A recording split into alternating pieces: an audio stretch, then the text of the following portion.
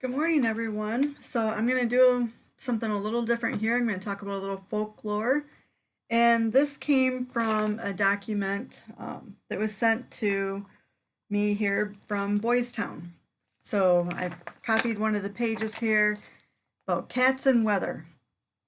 So I thought I would kind of read to you some folklore, and they kind of talk about what we've thought, such as the raining cats and dogs, and some superstitions pertaining to cats and the weather.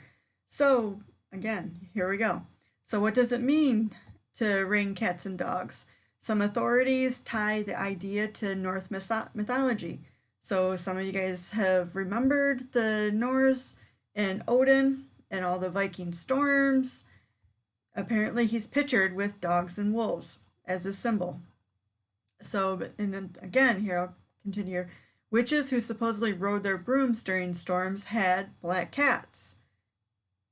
Again, cats they thought were superstitious, the black ones especially were tied in with witches, which became signs of heavy rain. Therefore, raining cats and dogs referred to a storm with wind, which was dogs, and heavy rain, which is the cats.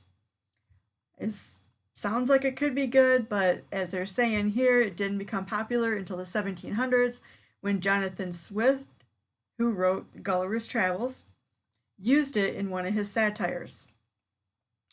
And he pictured these snobby upper class aristocrats using this phrase, raining cats and dogs. Then all of a sudden, as they say here, it caught on. So they spent a lot of time with this phrase. It was the new catchphrase of the time. So felines and weather, we'll talk a little bit about that here. The cat-witch connection has created a lot of superstitions. Many European cultures believed that cats could influence or even forecast the weather. Britain, especially Wales, that portion of Britain, it was believed that rain was likely if a cat busily washed its ears. In Holland, cats could predict the weather by clawing at carpets and curtains. In early America, if a cat sat with its back to the fire, it was foretelling a cold snap. And if it slept with all four paws tucked under, bad weather was coming. So the fact that I have two kittens and they have done all of this, including hanging off my curtains, we're in for a rough storm coming up here, everyone. So sailors, they always took cats on board. They don't mention it in here, because they had all the food storage underneath and they wanted to keep the cats to keep the mice and the rat population down in the boat. So that's why sailors would take them on their boats. So that's how that ties in that they would have them on a boat.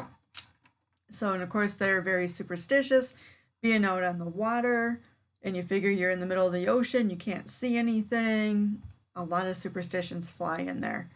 So they figured if a cat was licked its fur against the grain, it meant a hailstorm was coming. If it sneezed, rain was on the way. And if it was frisky, the wind would soon blow. So some believed that a cat could start storms through magic. So sailors also made sure cats were content.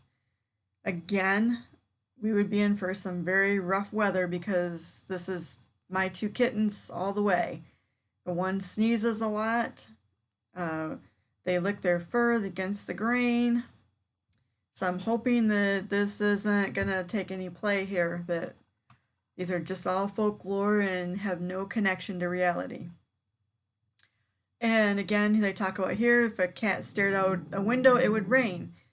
Well, again, my cat likes to look out the window. And as you can hear, the dog barking. So have a good day. Bye.